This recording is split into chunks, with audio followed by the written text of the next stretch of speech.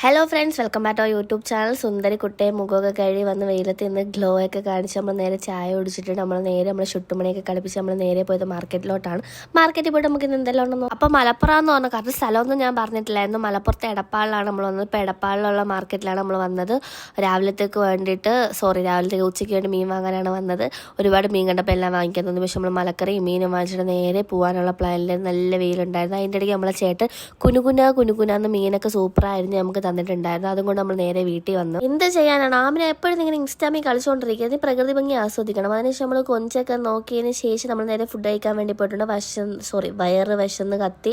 ചപ്പാത്തി ഉണ്ടായിരുന്നു, ചട്ടിപ്പത്തിരി ഉണ്ടായിരുന്നു. ഈ ചട്ടിപ്പത്തിരി അടിപൊളിയായിട്ടാ, സൂപ്പർ ടേസ്റ്റ് ആണ്.